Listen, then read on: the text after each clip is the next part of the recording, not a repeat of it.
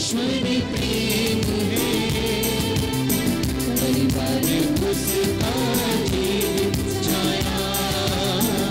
एक ईश्वर आशीष दो हम पर, एक ईश्वर आशीष दो हम पर, ईश्वर प्रेमक है। परिवार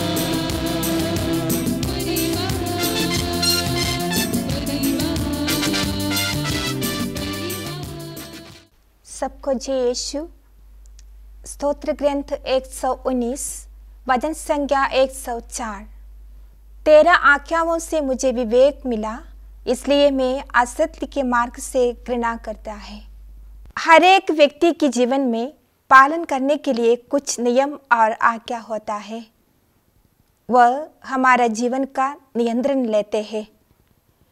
आज मैं हमको परमेश्वर की 10 आज्ञाएं परिचय देना चाहती हूँ। ये केवल क्रिस्तीय या पारिवारिक जीवन में या समूह के लिए नहीं, संसार के सभी लोगों के लिए ये आज्ञा हम सब हमारे जीवन में पालन करना अनिवार्य है। परमेश्वर की ये आज्ञाओं का उद्भव और शुरुआत कहाँ से है? प्रियजनों, हमारे पवित्र बाइबल में 2 भाग होता है, पुराना विधान और नया विधान। इस्राएल लोग मिस्र देश में थे, मतलब इजिप्ट देश से फिरौन के अधीन में दास वृत्ति करते रहते थे। फिरौन बहुत कठिन हृदय से इस्राएलियों को साथ व्यवहार किए थे। इस्राएलियों के बचाने के लिए, ये मिस्र देश से लाने के लिए प्रभु ईश्वर ने नबी मूसा को नियुक्त किया। उन्होंने इस्राएलियों को प्रभु का आज्ञा के अनुसार मिस्र देश से लाया। मिस्र देश में आने पर रास्ता में बहुत कुछ कष्ट और सहन पड़ा। लाल सागर पार होना था, पर प्रभु ईश्वर ने उनका संरक्षण दिया। भोजन का और पानी का अभाव था रास्ता में, पर प्रभु ने उनको भोजन के लिए मन्ना दिया और पानी के लिए चट्टान का जल स्रोत से दे दिया। ये सब घटना हमारे पवित्र बाइबल का पुराना विधान निर्गमन पुस्तक में लिख रखा है। यात्रा के तीसरा दिन मूसा और इस्राएलियों में मरुभूमि पर पहुंच गए। मूसा ईश्वर को मिलने के लिए सीनाई पर्वत का ऊपर चढ़ गए। निर्गमन ग्रंथ अध्याय 19 वचन संख्या 5-6 से हम देख सकते हैं, प्रभु इस्राएली लोगों के लिए मूसा को ये शब्द बता के दिया, यदि तुम मेरी बात मानोगे और मेरे विधान के अनुसार चलोगे तो तुम सब राष्ट्रों में से मेरी अपनी प्रजा बन जाओगे, क्योंकि समस्त पृथ्वी मेरी है। तुम मेरे लिए याजकों का राजवंश तथा पवित्र राष्ट्र बन जाओगे। यही संदेश इज़राइल की पुत्री को सुनाओ। यही था प्रभु का वचन इज़राइली लोगों के लिए प्रभु ने मूसा के हाथ में दिया। सब लोग एक सुर से ये वचन को उत्तर दिया। इन्होंने सभी इज़राइल लोगों ने मूसा से बताए थे, हम ईश्वर की सब बात को मानने तैयार है। मूसा फिर सिनाई पर्वत चढ़कर ईसा को दर्शन मिलने के लिए गए। उसी वक्त ईश्वर ने प्रभु परमेश्वर का 10 आज्ञाओं दिया, वही हम अभी परिचय करेंगे। आइए ये 10 आज्ञाओं को हम लोग हर एक आज्ञाओं को निकाल के मनन चिंतन करें। सबसे पहले के आज्ञा, मैं प्रभु तुम्हारा ईश्वर हूँ, मेरे सिवा तुम्हारा कोई ईश्वर नहीं होगा। ये आज्ञा में प्रभु हमसे याद दिलवाते हैं, सारे दिल से, सारे मन से, सारे हृदय से हम प्रभु को प्यार करना है। संत मत्ती के सुसमाचार अध्याय 22 वचन संख्या 37 में स्पष्ट रूप से प्रभु हमको समझाते हैं। प्रभु ईश्वर को अपने सारे हृदय, अपनी सारी आत्मा और अपनी सारी बुद्धि से प्यार करो। अगर हमारे हृदय में प्रभु ईश्वर को सबसे पहले एक स्थान दिया है तो प्रभु ईश्वर को मानना है और किसी को नाम हमारा जीवन में, हमारे हृदय में स्थापित ना करे। विश्वास के साथ, प्रत्याशा के साथ हम प्रभु को अपना मानना है। प्रभु ईश्वर को सबसे पहला स्थान हमारे हृदय में देना है। हम ये पहला आज्ञा पालन करते हैं क्या, मनन चिंतन करना अनिवार्य है। और दूसरा आज्ञा, प्रभु अपने ईश्वर का नाम व्यर्थ मत लो। प्रभु का नाम हम लोग दूसरा गलत से व्याख्यान से नहीं देना है। वही हमसे प्रभु बोलते हैं, पवित्र है प्रभु का वचन, प्रभु का नाम। ये नाम को हम लोग दूसरे लोगों के साथ गलत व्याख्यान से देना विरुद्ध है। यही प्रभु बोलते हैं। हमारे जीवन में कहीं पर हम लोग यीशु का नाम पुकारने के लिए भी हम लोग उदास और असमर्थ है। प्रभु बोलते हैं या क्या पुरोहितगण को और समर्पित लोगों को प्रभु का नाम उन लोग घोषणा करने के समय नाम गलत उन्हीं के ऊपर कुछ दोष ना डाले। ये दूसरे आज्ञा यही हमको याद दिलवाते हैं। और तीसरी आज्ञा, साबत को पवित्र मानो। हम देख सकते हैं प्रभु ईश्वर पुराना विधान में, उत्पत्ति ग्रंथ में प्रभु 6 दिन सृष्टि का पूरा कार्यक्रम करते रहते थे, पर 7वां दिन विश्राम का दिन मनाया। सारे काम कार्य करने के बाद विश्राम के दिन के लिए रखा। वही विश्राम के दिन आज हम मनाते हैं, इतवार का दिन। इतवार का दिन हम प्रभु के लिए रखना है। प्रभु का दिन है। हम पवित्र मिसा बलिदान में भाग लेना, इतवार का सभी शुश्रूषा में हम भाग लेना, ये सब प्रभु हमको याद करते हैं।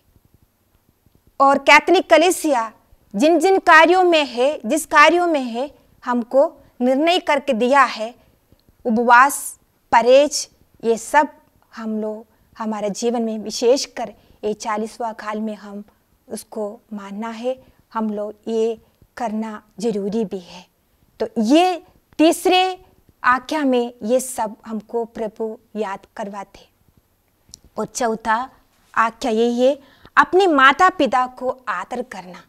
पारिवारिक जीवन में रहते हम सभी को ये आज्ञा सबसे पहले का आज्ञा है, क्योंकि आजकल बहुत माता पिता लोग अनाथ आश्रम में है और उन लोग अपने बेटे को, अपने बच्चे लोग अलग करके उनके ऊपर दोष करके रास्ता में, सड़क में फेंकते हैं।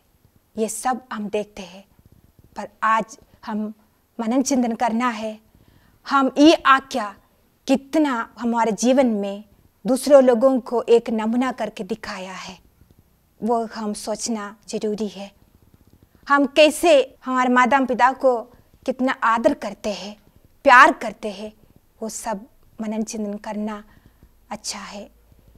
और 5वां आज्ञा में प्रभु हम यही बोलते हैं, हत्या मत करो।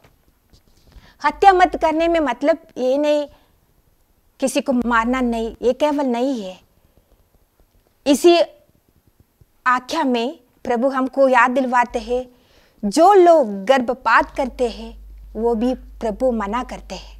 ये दूसरों को हत्या करने में हम सहयोग देते हैं, वो भी पाप है, प्रभु यीशु के विचार के विरुद्ध है। और आत्महत्या, उनके लिए भी हम, जो लोग आत्महत्या के लिए प्रेरणा देते हैं, आत्महत्या करते हैं, वो भी पाप है। ये सब ये आज्ञा का विरुद्ध है। तो हम मनन चिंतन करना, इन समय पर, ये आज्ञा पर हम लोग हमारी तरफ से कुछ कर सकते और इसी पाप में गिरे हैं क्या नहीं, तो माफ़ी मांगना जरूरी है। और 6वां और 9वां आज्ञा हम लोग एक साथ बोलना चाहती हूँ मैं। व्यभिचार मत करो, पराई स्त्री की कामना मत करो। ये आज्ञा में प्रभु मसीह हमें को याद दिलवाते हैं। दूसरे को अपने जीवन साथी है, उसके अलावा दूसरे स्त्री लोगों के साथ संपर्क होना पाप है, और बलात्कार करना और बुरी आदत कुछ भी अलौकिक संबंध में होना पाप विरुद्ध है, पाप है, ये व्यभिचार है। वही तो प्रभु मसीह हमको ये दोनों आज्ञा में याद दिलवाते हैं। और 7 और 10वीं आज्ञा, चोरी मत करो, दूसरों को चीज़ों की कामना मत करो। चोरी करना बचपन से आदत, कोई बच्चे लोग हम देख सकते, ट्रेन में है, सड़क पे है, रेलवे स्टेशन में, वह बचपन से कोई बच्चे लोग का आदत होते हैं चोरी करना। ये सब जब हम हमारे आंख के सामने देखते हैं, हम बच्चे को भी या बड़ों को भी उनको हम बोल के देना है, इनके बारे में, ये गलत के बारे में इनको समझाना है। ये पाप है।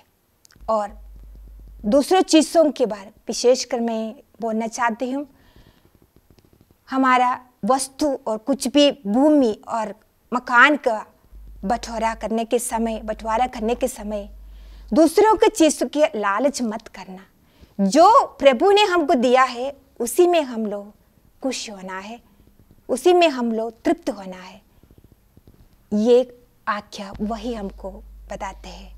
तो हम ये आज्ञा में मनन चिंतन करना, हम दूसरे की किसी चीज़ों पे हमारा आंख नज़र डाला है कि नहीं, ये पाप है तो हम माफ़ी मांगना है। और 8वां आज्ञा, झूठी गवाही ना देना।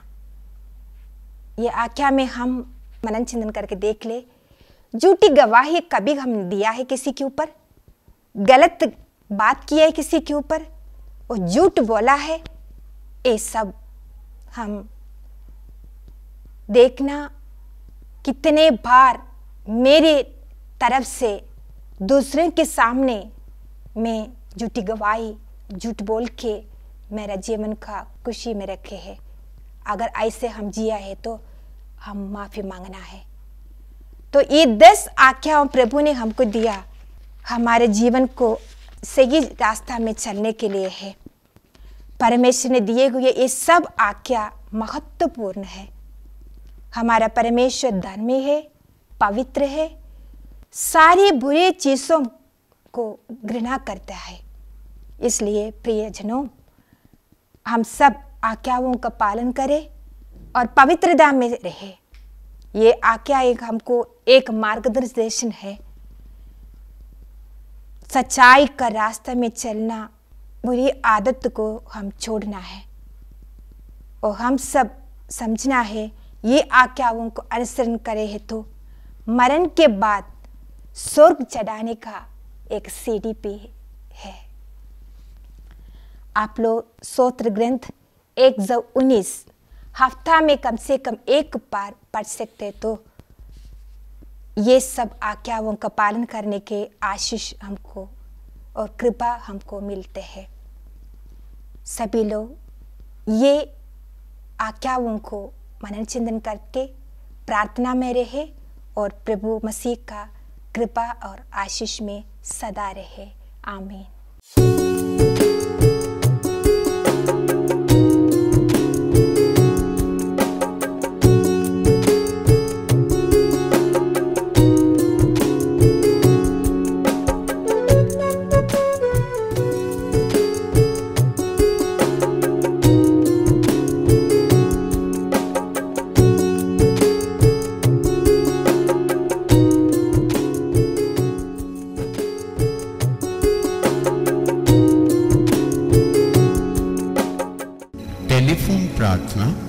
प्रार्थना भवन विखे टेलीफोन प्रार्थना शारीरिक चंगियाई, घर विच बरकत, नशे की गुलामी तो छुटकारा पाने लई प्रार्थना भवन विखे टेलीफोन द्वारा प्रार्थना प्राप्त करो। सिर्फ प्रार्थना भवन टीवी ते ਅਤੇ ਦੇਖਦੇ ਰਹੋ ਪ੍ਰਾਰਥਨਾ ਭਵਨ ਟੀਵੀ।